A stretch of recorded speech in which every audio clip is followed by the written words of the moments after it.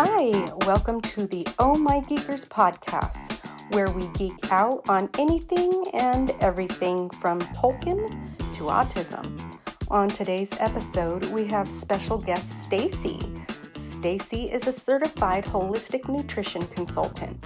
She's also a wife, mother, homeschooling parent, skilled artisan, an aspiring homesteader with a couple of hobbies such as worshiping in her closet with her guitar or ukulele, as well as challenging herself in painting with watercolor. Sometimes she graciously shares her hobbies with the world on social media. Last but not least, Stacy is a passionate believer and follower of Jesus. Oh my geekers, she's pretty much a jack of, or rather Jill of all trades. Today she's sharing some practical wisdom about the holistic lifestyle, as well as how she herself discovered this valuable lifestyle. The content is not intended to be a substitute for professional medical advice, diagnosis, or treatment. Always seek the advice of your physician or other qualified health provider with any questions you may have regarding a medical condition. Never disregard professional medical advice or delay in seeking it because of something you have heard on this podcast.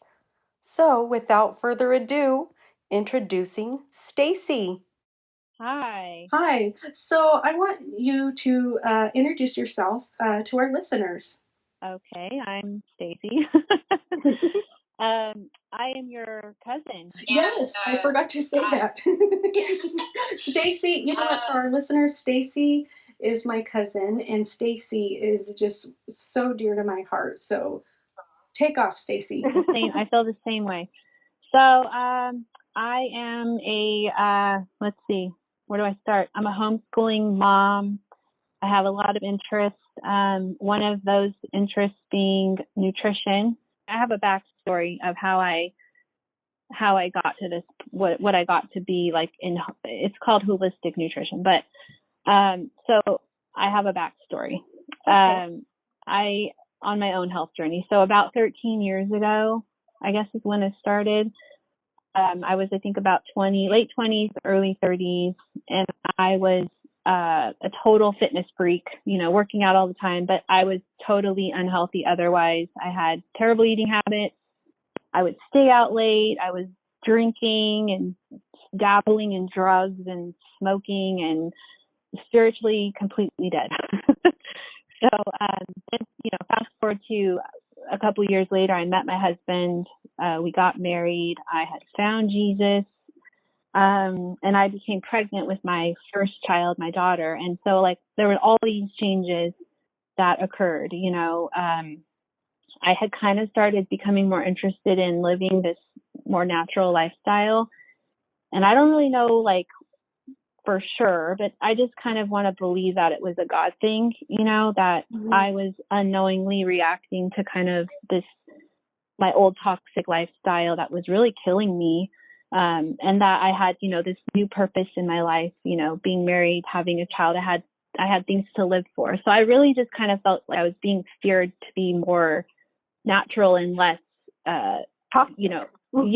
Yeah. So I distinctly remember though, when, my husband and I had been married a couple years, and Abby, my daughter, was about 9 months old. And I was researching, this is when I found out what genetically modified organisms were, GMOs. Mm-hmm. So I had been researching how to make my own spices. And that's when I stumbled across this article that was basically listing out all the things that are in store-bought spice. And I don't know how to describe it other than that. It just blew my mind wide open. And I was like, oh, there's a rabbit hole. And I jumped in and I stayed and lived in the rabbit hole for a few years. And then I came out, I was a holistic nutrition consultant. I mean, it really was mind blowing just learning, how deep this, natural living goes, and how widespread it is. And it was just really kind of what led me to where I am. So you're saying that it was a bottle of spice that opened your eyes? Yes. So Wow.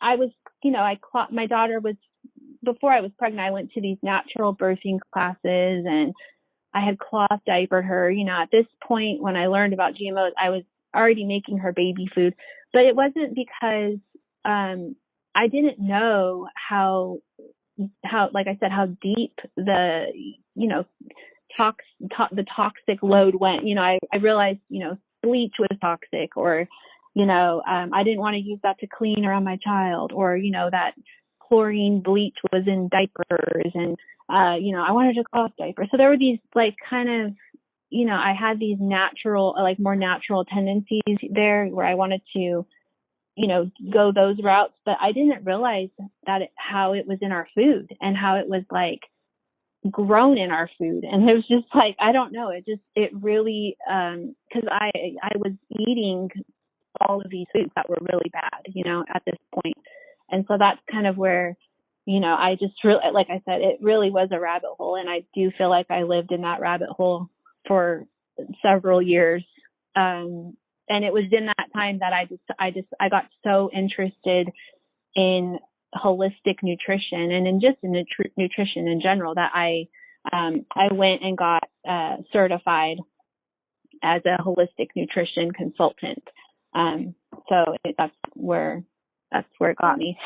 Holistic, the holistic lifestyle in a nutshell is, and correct me if I'm wrong, is someone who has basically had their eyes open to see that we live in a toxic environment, whether that be spiritually or physically, and you're just transferring all of your lifestyle over to a newer lifestyle. So it's not so much about fitness and dieting, it's more a lifestyle where you see, what, if I have a toxic relationship, I need to remove myself from that and surround myself around people that are, because I want to say people who live in toxic environments are prone to a lot of diseases, like cancer, if they're angry all the time or their stress levels are high, it causes them, a lot of, we all know that it causes, stress causes, diseases. Right. So, yes. So basically what holistic nutrition is, it's a philosophy that our health is really like an expression of several factors of our whole being. So kind of like what you're saying. So they're viewing holistic nutrition, for lack of a better word, let's just say holistic nutritionists. I don't even know if that's a real thing, but oh my gosh. Yeah, they're viewing health and healing from a whole person perspective. So you're considering things like the physical, chemical, emotional, mental, spiritual, as well as environmental. And so what they do is they take that philosophical approach with each client that person is a unique individual. So there's no two, for instance, there's no two diet plans for each person because everybody has different factors that are affecting them in their life, or there's no two fitness regimens.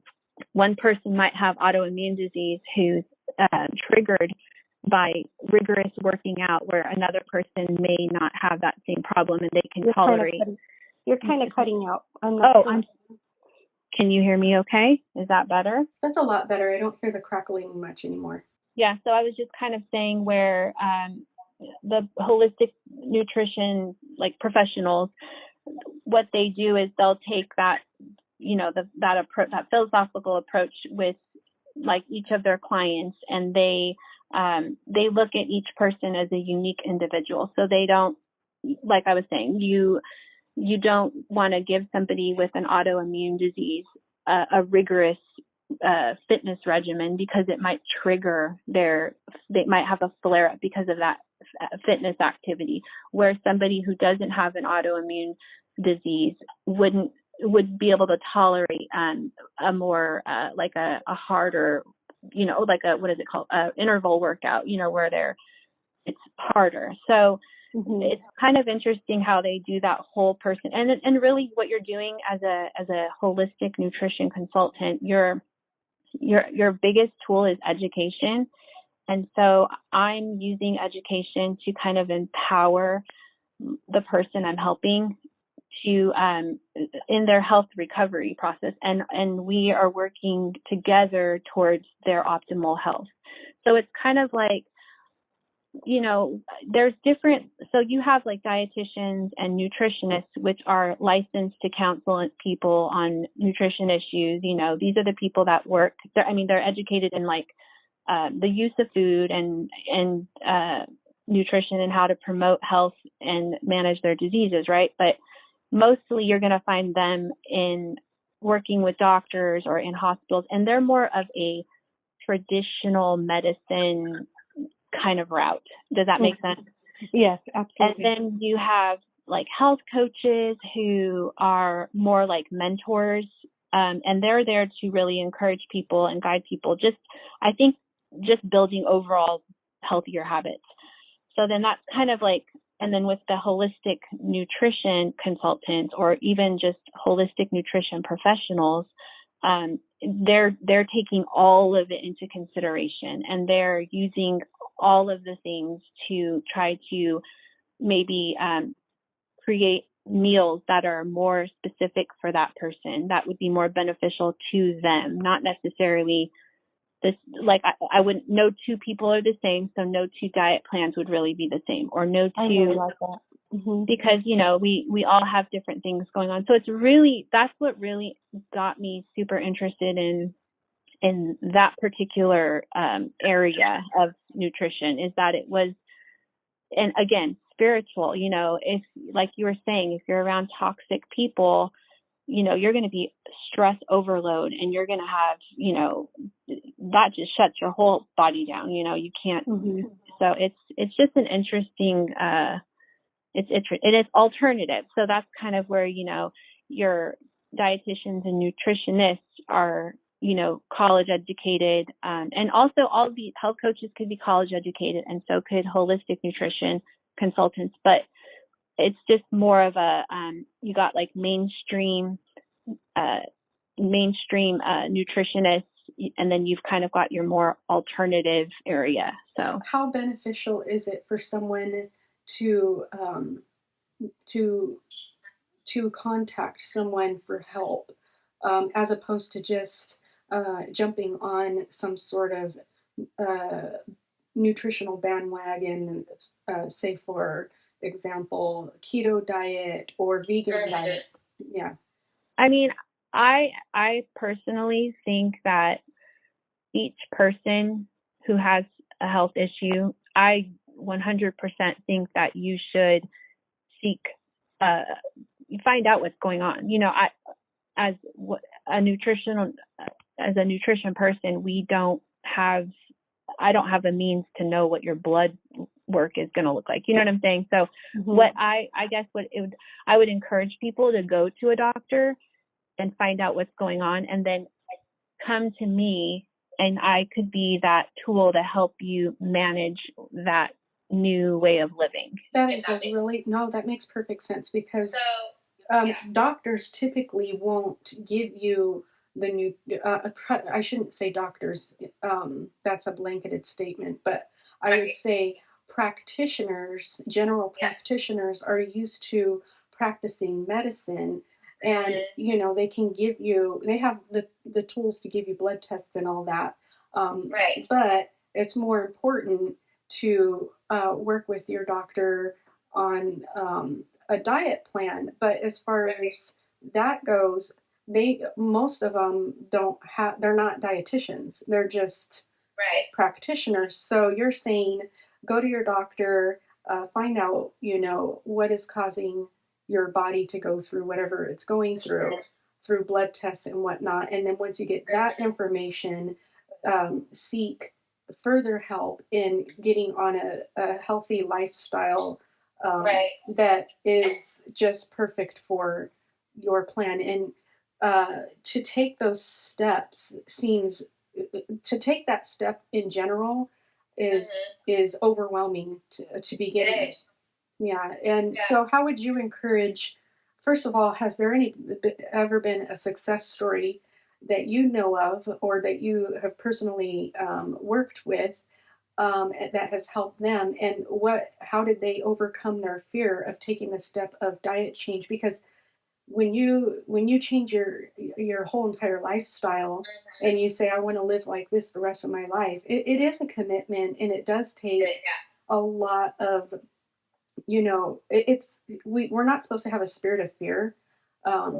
And but we have to see that our bodies are God's temple, and we can't just keep putting in all this toxic junk and think that we're going to live forever. So how would you encourage someone, especially now that I'm in my 40s, I'm starting to feel it for sure. I'll just say for myself, I've tried to take that step several times. So I want to know, for someone like me, uh, how would I take that step? And has there been any success stories that you could encourage someone like me with? Well, I mean, first of all, I will say it is hard to be healthy because our world we live in has made it so very convenient to be unhealthy. We are overworked, we're stressed, we're tired. I mean, you can drive through fast food at any given time of the day for breakfast, lunch, dinner. You can come home and pop something in the microwave and have food ready in minutes instead of taking the time to plan and prepare your food, with whole real foods that you're chopping and sauteing and baking and whatnot. And the same goes for the fitness side. We are inundated with media and activities that all it does is promote sedentary lifestyles and, like binge watching Netflix or whatever, and all of it just consumes our time, and we just get so comfortable and so used to this is part of our lives and these habits.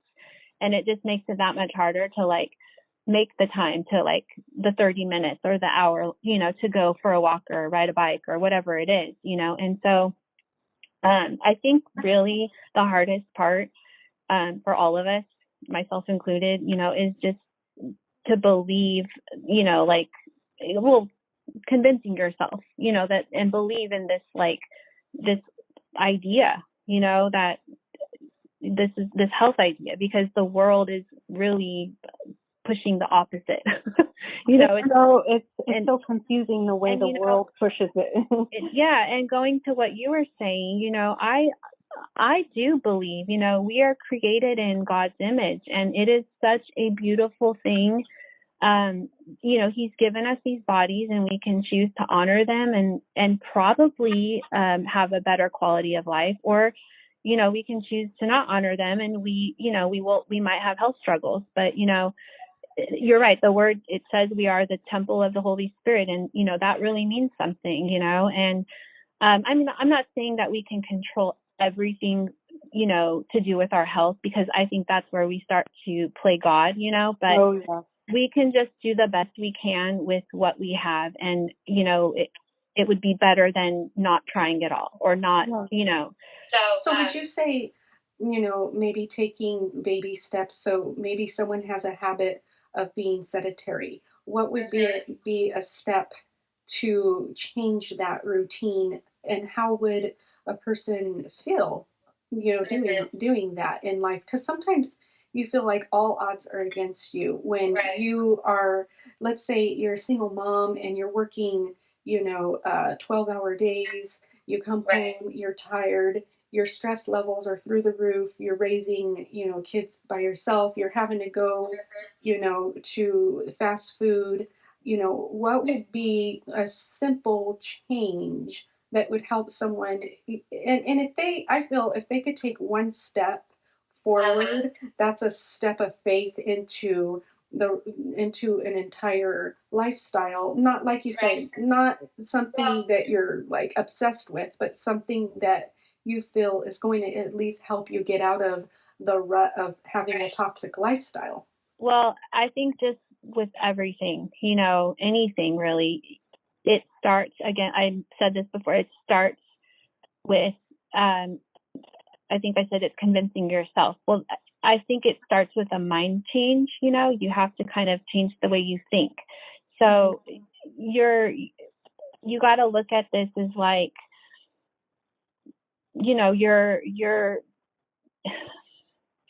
you're investing in yourself. I kind of joke with my husband and I say, are we gonna be on our last breath going, man, that pizza that I had 10 years ago was so good, or do we sit here in our death in our last days, thinking about all these, delicious foods we had, or these wonderful shows we used to watch? Or I think everybody can agree that in the end, we're really wanting more time, and it's like, so, I mean, while we have it and while we're here, I think if we look at it like, how can I have a better quality of life, and really change the way we think about it, I think it would start to make, it would start to become more valuable. Your health would become more valuable.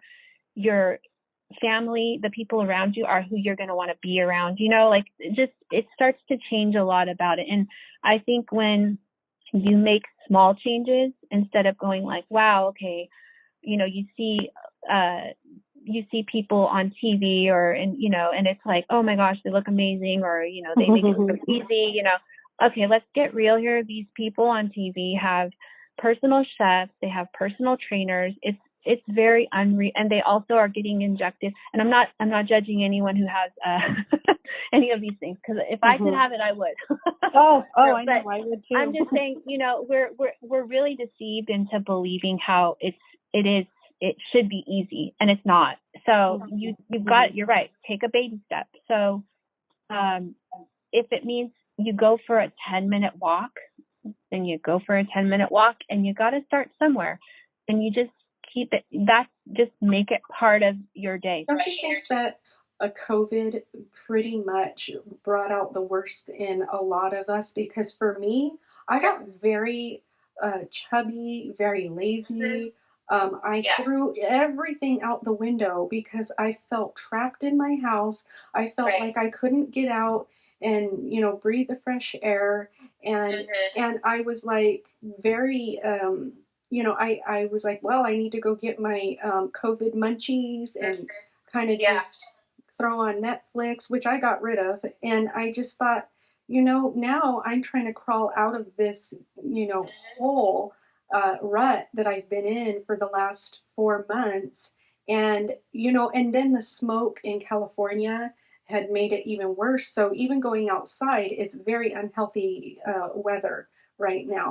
So to take a walk, you're pretty much breathing in just smoke. So it's been kind of a really rough year. 2020 is that year that everyone's like dreading, like what's going to happen now. But I do know that you know something that I struggle with, and I'm going to say it is, fear of eating. So and I think that's so unhealthy. And I know, it's a psychological thing on my part because I'm wondering what should I eat because I'm very uneducated about my body.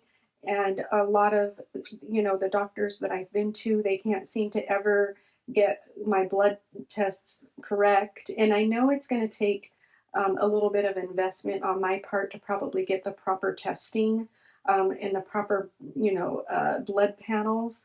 But I feel like once I have all the information of what's going on with my body, I could actually take steps to eat the way God created me to eat. So for me, I struggle with hypothyroid. I also struggle, and I haven't even been tested for that, but I have, since we have the internet, I have the information that this is what my body is going through. I also have two autoimmune diseases. One has been it took years for me to actually finally get a diagnosis when I told so many doctors I have endometriosis. I know I do. I researched it. This is what keeps coming up.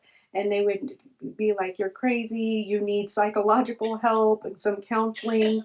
And it wasn't until I had a chocolate cyst the size of a grapefruit ready to burst inside me, and I had to get an emergency C-section, and I was partially thrown into what do you call that? When they take out, they took out my right ovary and everything, and so. Yeah. But I had 2 kids after that, which is amazing. But yeah, that is. But I've had these autoimmune diseases ever since I was a teenager. Didn't know it. We didn't have the internet back then to even research anything. But now, that I have a full hysterectomy and I'm in menopause when I'm not even, shouldn't even be there yet. Um, all my hair is falling out and there's all these different things going on with me. And then I go to the doctors and they always say, oh, you're fine. Everything's great. And it's like, well, then why is my hair falling out? Why am I screaming at my husband? And why does every noise annoy my earbud drums? So yeah. And it's sad because there's a lot of women walking around like that. They're walking around not even knowing that they can be healed, and I feel trapped. And so I think for me, and this is why I'm really glad we're having this conversation, because I know there's other people out there going through what I'm going through, and I think some of the information that we're sharing is important for them, and it's going to be a testimony, when God heals me and I'm able to function the way God intended me to function, even in my latter days, I should say. In my 40s, it's supposed to be mid, right? But I feel like I'm already 80. So, what would you say, to a person who knows kind of what's going on with their body, but they just, they need a way out. They need to feel like, God is there for them. How would you encourage someone out there? Because for me, I feel, it's hard to get into the kitchen. I have every excuse in the book, I'm telling you. It's hard to get in the kitchen when it's 100 degrees over here and cut things up and put the anything in the kitchen baking is sweating.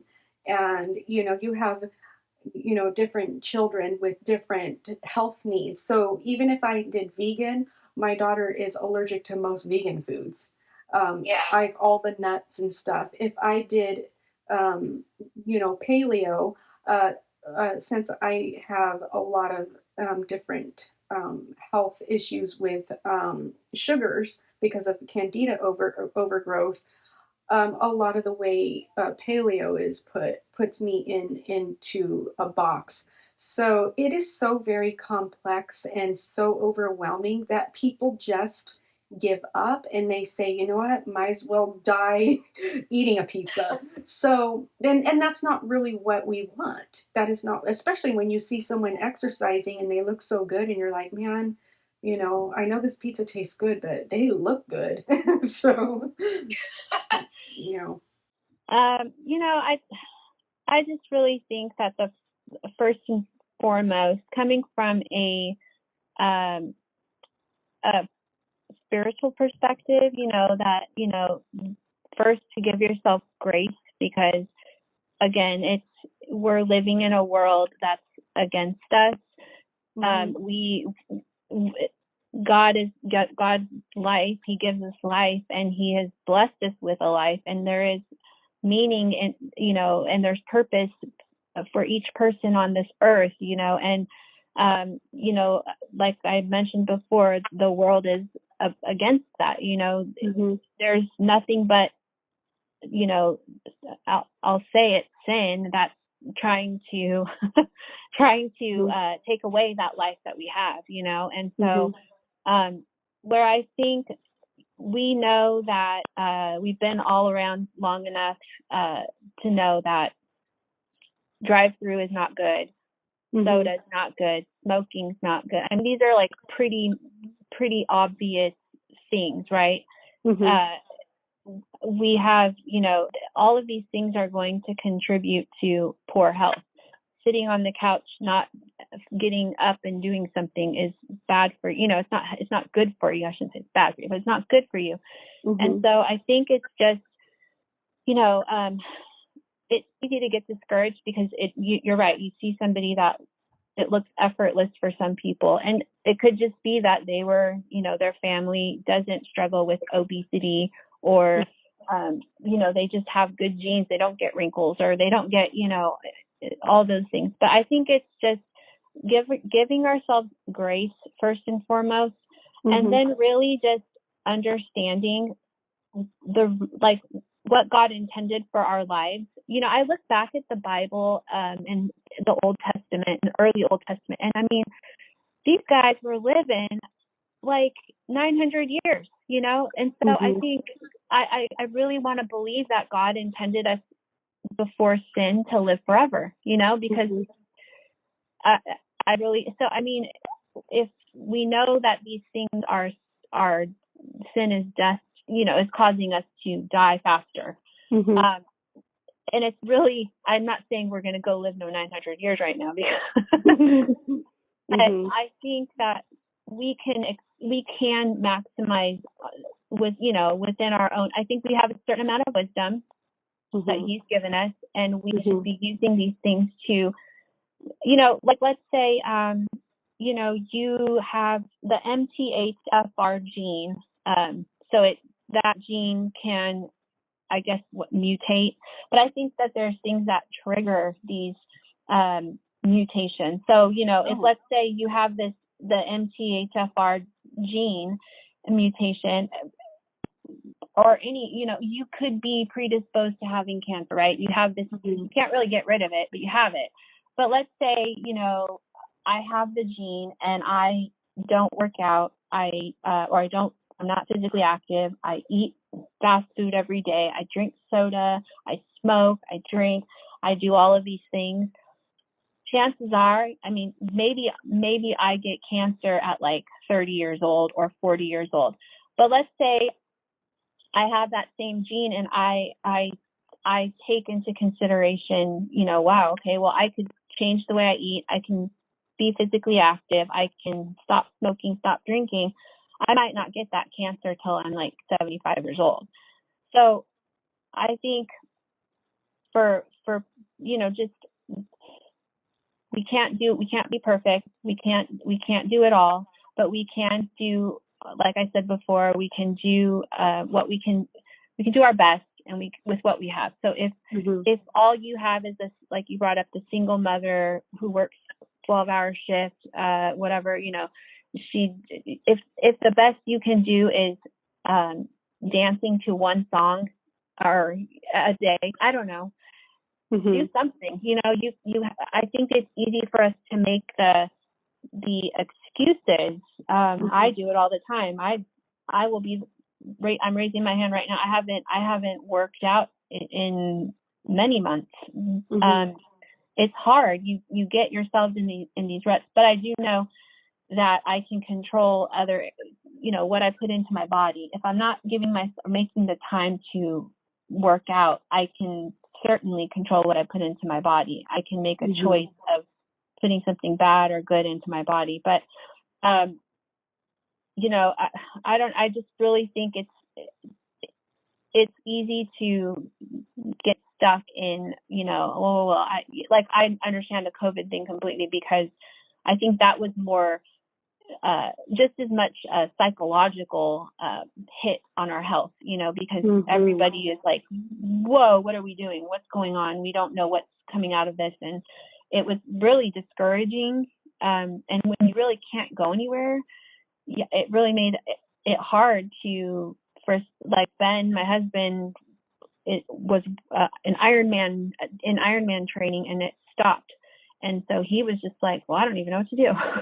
Yeah, it kind of threw off all of it was kind of bittersweet, because on one hand, at the beginning of COVID, it was almost like an opportunity to get rid of everything out of our life that was kind of bogging us down, that the rat race part of the life. It was almost like it was an opportunity to readjust what we needed and what we didn't need as far as our calendars go.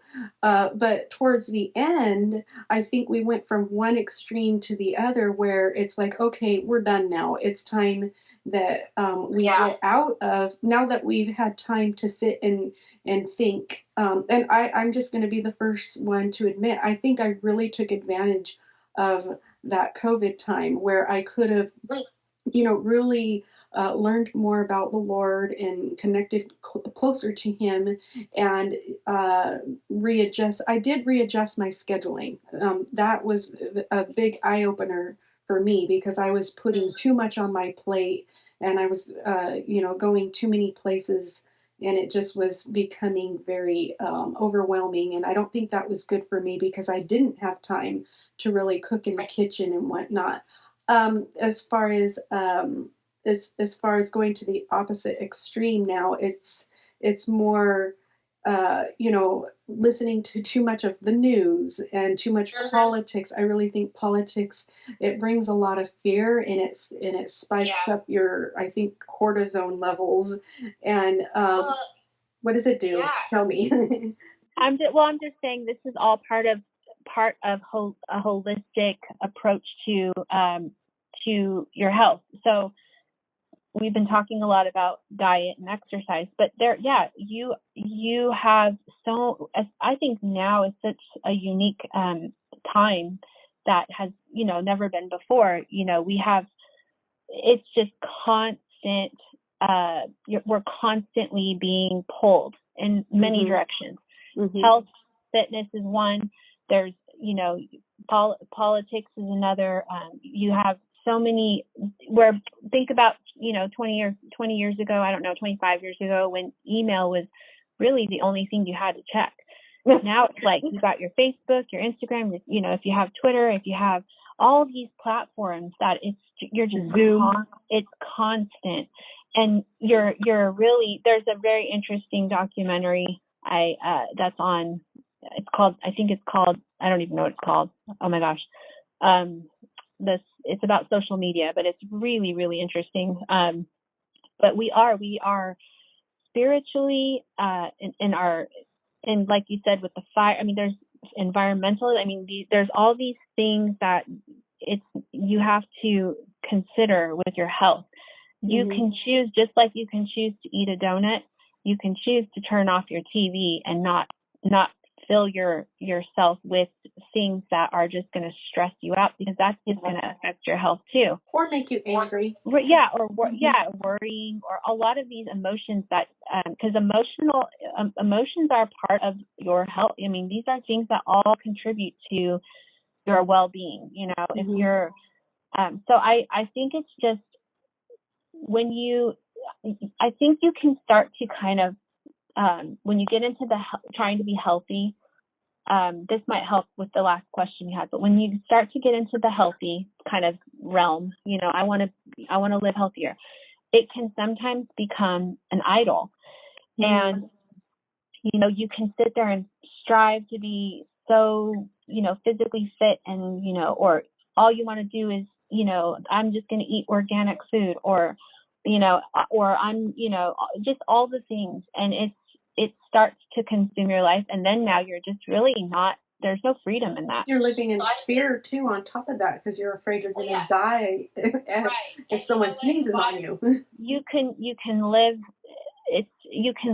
so healthy and go get hit by a bus, you just, I think what it really comes down to is what my thought on it, because it is kind of, you can kind of get into the new age with a lot of this kind of stuff, but I really try to stay grounded in Christ, with that, where I come from. I've been created, and I ultimately want to honor the gift of my life and that God has given me. And I want to share that with people and encourage them to view their life the same, that we're not perfect and we are not in control, but what we can do is, as we can honor what he's given us, and we can take care of ourselves with what we know and with the tools we have.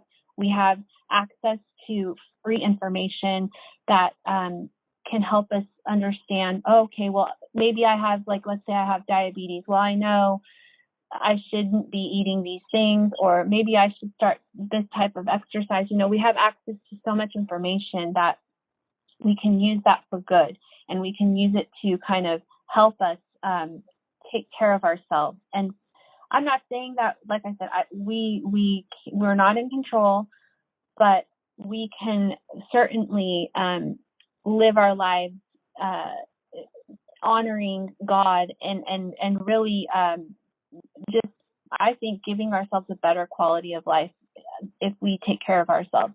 And I think that goes, like we were saying, that goes for what we put into our eyes, our ears, what we put into our mouths, and what we surround ourselves with, and encouraging. That kind of leads me to a question. Where do you find support groups, or do you know of, speaking of social media, is there a social media platform that you would encourage someone to follow, or somewhere where they could feel, what, I need to take a step and surround myself around this information that's not overwhelming, but yet it's just enough to help me get on a good track. I mean, it's so tricky with social media because it is such a, and I'm sorry if this offends, but it is a very narcissistic platform, Instagram, and even, so it's, I obviously, and it's people's businesses too, so they're gonna. Well, I mean, it's a necessity, I think, but it does get turned into, and I have likes and dislikes with following people on their social media for encouragement with that kind of thing, because it can really mess with your, I don't know. This is another topic. I don't. But no, I think that you can certainly there are really good accounts out there that you can look up. I would say I wouldn't try to find somebody that is a celebrity for this kind of encouragement, because it's very, I don't know. I just personally don't believe that it's real. It's not a real account of, it's their real life. Yeah. I mean, and then, I just think there's always a story behind the scene.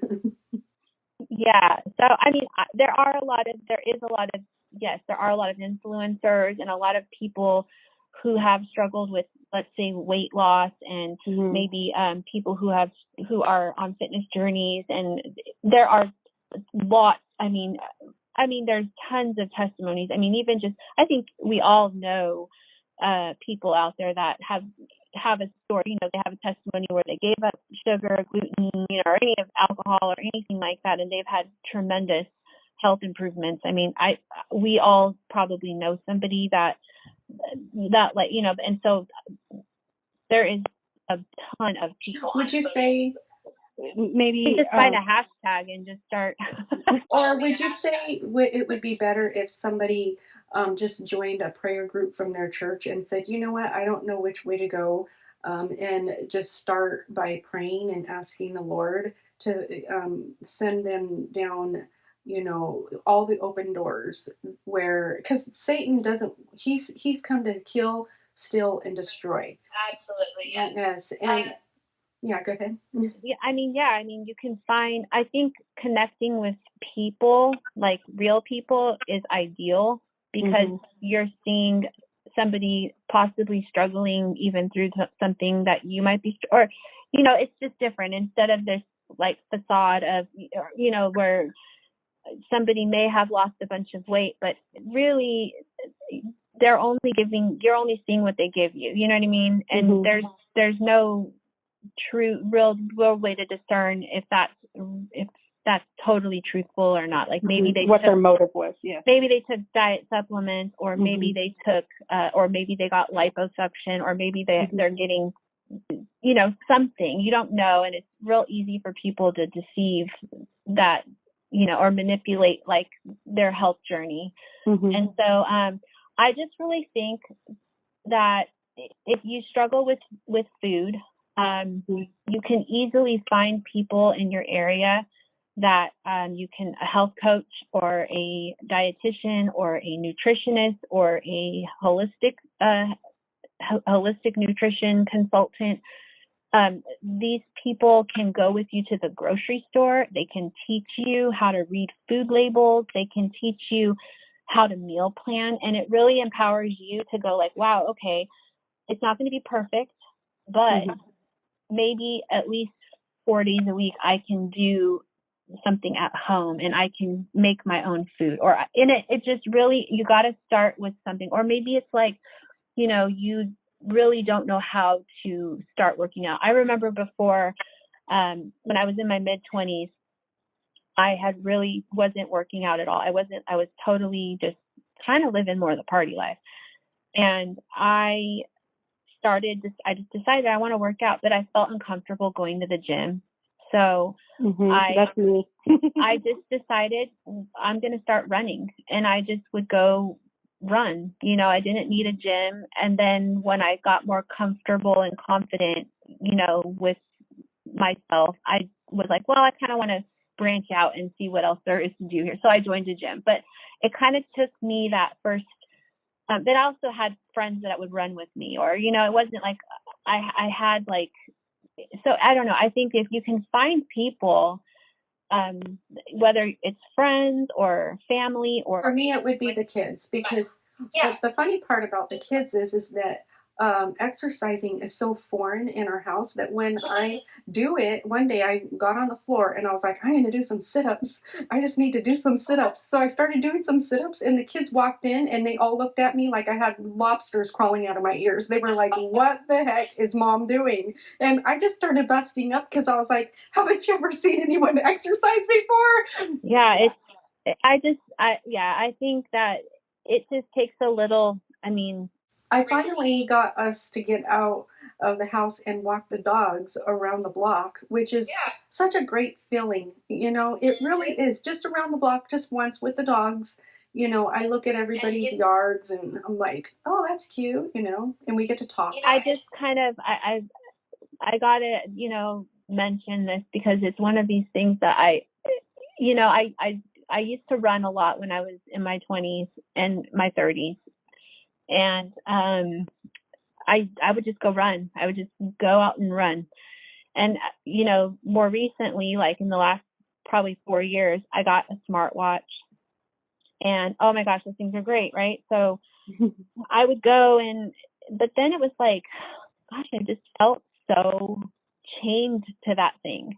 Telling me how far I was running, it was just so controlled. And I really appreciated, I would tell my husband, I'm so sick of this watch, telling me my heart rate, telling me my distance, telling me how fast I'm going, because I really wanted to go faster. And I was like getting frustrated that I couldn't. And, but I was looking back I'm like, I just appreciated that simpler time when I would just go outside and go for a run. So I guess what I'm trying to say is it doesn't have to be overcomplicated. Doing something active can be walking your dog every day or going outside. It's just really getting yourself to start moving. And you can start to really, maybe one day you're like, wow, I just want to see how far I can run. Lately I've been, if I feel trapped and I can't exercise, I'll go in the garage and rearrange the garage. And by the time I'm done, about an hour or two, I'll be sweating. And I'll go in the bathroom and I'll feel like, oh my goodness, I feel like I just ran a mile. And I take my shower. And after my shower, okay, so tell me if this is okay or not. Usually people do dry brushing before their shower. And I got a dry brush, and oh my gosh, it feels like I'm like cutting my skin with needles. I hate it. So what I use is a towel. So I take a towel after I get out of the shower, and I actually rub my skin upward toward my heart. And I feel like I get more dead skin. I know it's so gross talking about this, that comes off of my body than if I was just to quickly dry brush. I don't know if that's the right thing to do, but I usually do that. And when yeah, I don't know. Well, for people who don't know what I mean, that's your skin is the biggest organ of your body. So to keep it, you know, keep it renewed and, dry brushing removes the dead skin cells, it promotes circulation, and it all these things to, which are really helpful and to your body. And so you are supposed to dry brush before, but also you could loofah in the shower. Do you have you could get one of those they have those loofah gloves. I think any exfoliation is great for your skin. But I think the point of the dry brushing is for the circulation and it's also, I don't know, there's something about that dry skin. I don't know. Maybe it's not as messy. I don't know. But no, I mean, I think any form of exfoliation is really good for your body, your skin. And so that's even taking a towel to your skin is good, getting it kind of, I have a glove that I use. I don't have a lot of time. I did have a dry skin brush, but I do use an exfoliating glove now. And that to me just is quick in the shower. I'm able to slough off because I will feel when my skin needs it. My back or my, just certain areas where you don't quite reach the same every time, I noticed a difference after that I do need to exfoliate, and so, yeah.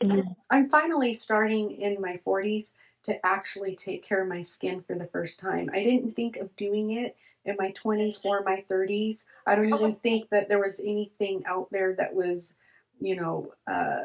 that I could even educate myself to think, oh, wow, you should probably be, putting oil on your skin and all that. Now yeah. That's amazing. I mean, I think like better late than never, right? Right. Oh, but now I'm like really can't. I mean, I have no choice. We spend a lot of money on beauty products and all these things, and more chemical load on our body, and which could be hormone disruptors and all of if I found personally, if you drink water, drink water, and even when this is where the fitness comes in, sweating, getting there's so many different things that affect your skin, but definitely water intake is a really huge one, making sure you're getting enough fluid. We know coffee is a diuretic, so it's not bad for you, but it's in moderation, but it can be counterproductive, I guess. For me, that's my my downfall right now is I've kind of gotten addicted to coffee, and I would rather have more coffee during the day than water, and I have to get out of this rut. And so, what I usually put in place of the coffee, I had coffee this morning. I was like, I just got to have coffee. I'm so tired. But during the week, I usually try to have matcha. So I get my matcha and I make it into something. Now, I think having the milk has kind of been something that has been affecting me because I don't know why milk affects me. So I have to replace it with something. Milk is very interesting. So you were asking actually earlier, I don't think I touched on this, but about a success kind of story, somebody that has benefited from changing kind of their lifestyle or whatever. But this is reminding me with dairy, it's very interesting. So my husband, this was back when I went into the rabbit hole during that time. So I kind of, after learning about GMOs and everything, I started to eat on a modified paleo type diet. And I had been eating that way for about 2 months. And my husband was completely not eating that way. He was like, oh, I'm not, he was not at all. He was definitely. He was not on board. He was refined carbohydrates, drinking beer. He was actually, for someone who was before I met him, was an athlete. He was at this point was not active, didn't really have a lot of energy. In fact, we would go on runs, and this is where the dairy comes in. We would go on runs occasionally, and he would wheeze when he would run. And so what's really interesting, so I think I was about 8 weeks into the modified paleo. So really all it was is I was just eating cheese, and that was the only modification. And so he finally decided, and he is 6'2", and he was, I believe, about 260 pounds at this point. And I think by definition, he would have been considered overweight, even though. So I think, I don't know what it was. I don't know if I probably had been in his ear a lot about, hey, you should eat this way. Oh, and by the way, let me say this real quick. Stacy and Ben look like Ken and Barbie, okay? So anyway, go ahead. I don't know about that. In my eyes, you guys do.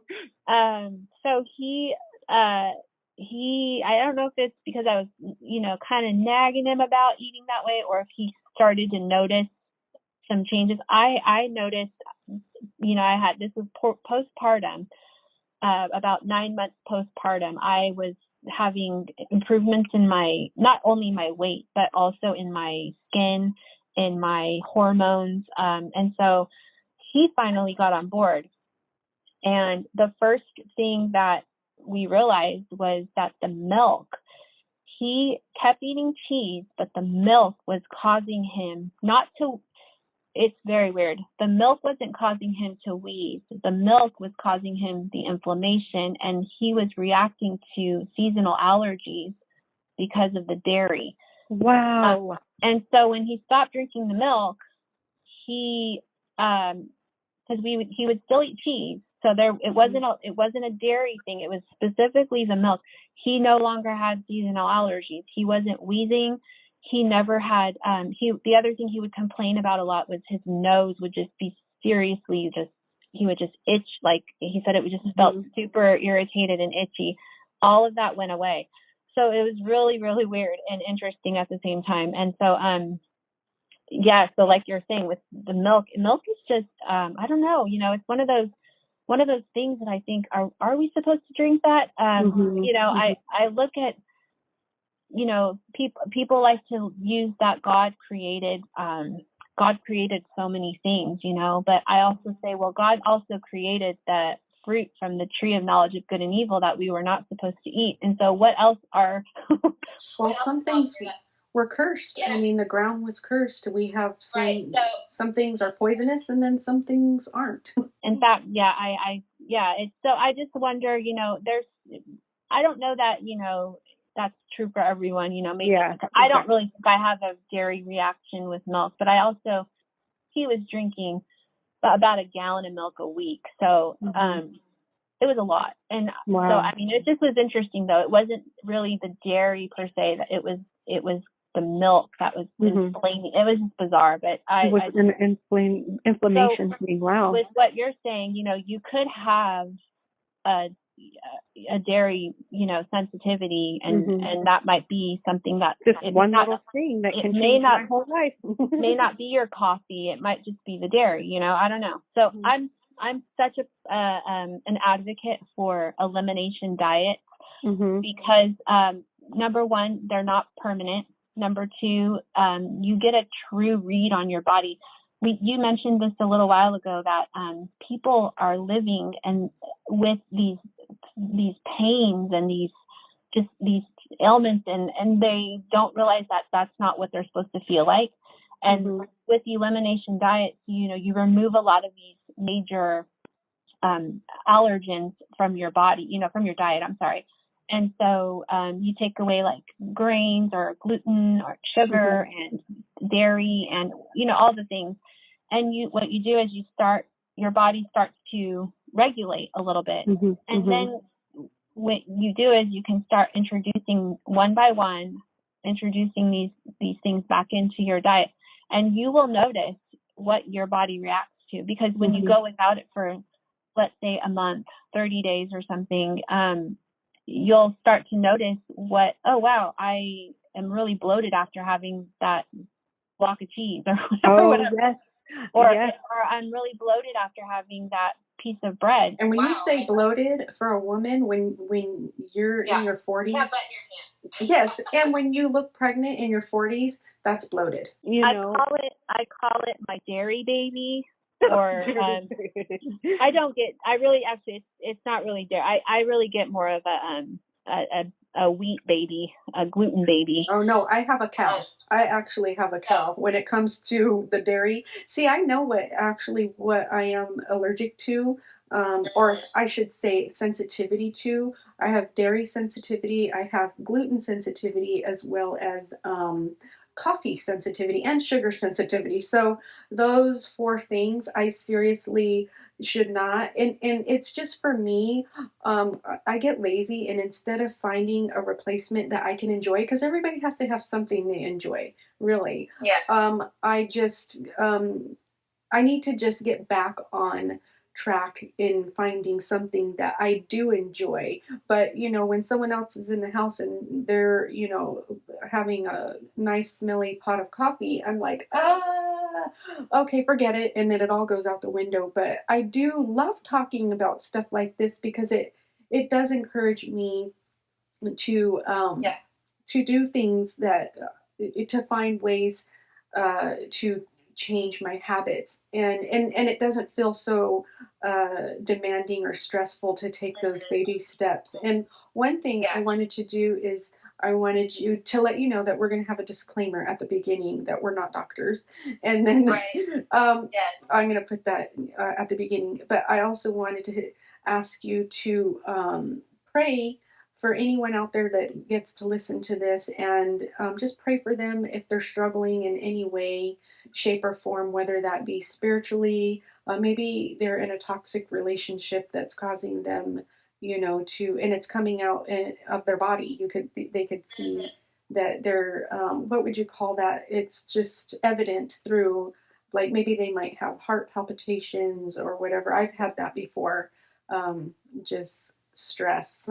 And so, and maybe pray for, just that there would, I don't know, whatever God puts on your heart, if you want to close us in prayer. And I also wanted to thank you so much just for coming on this show, the episode. Thank you. On nutrition and holistic nutrition and what that's about, and just for sharing your testimony. And just, I love you. You're my cousin. Oh, thank you. Yeah, you're my cousin, right? And so, but let's close out in prayer, and then we'll say goodbye to our listeners. Yeah. So, Heavenly Father, thank you so much for this time that you have blessed Jeanette and I with, and her listeners.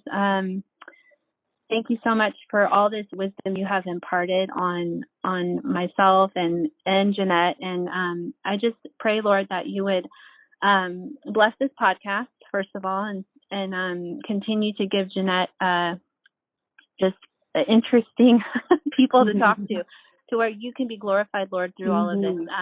But I just really want to speak to those, Lord, who are listening. And I just ask, God, that you would fill them with encouragement, let them use what they've heard as a way to better their lives, and that you have blessed them with, and just give them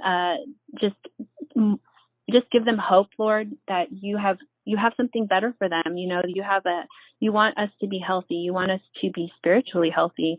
And I just ask, God, that you would just impart this wisdom too on them, and help them to use this to just really improve their quality of life, Lord, and that you would be glorified in their lives. And I just ask that if anyone is listening, Lord, that you would just remind them, God, of that we are your creation, and that help them and help us all always to honor what you have given us. And I just want to pray this all in your name, Jesus. Amen. Thank you for listening to this week's episode. See you next Monday on the Oh My Geekers podcast.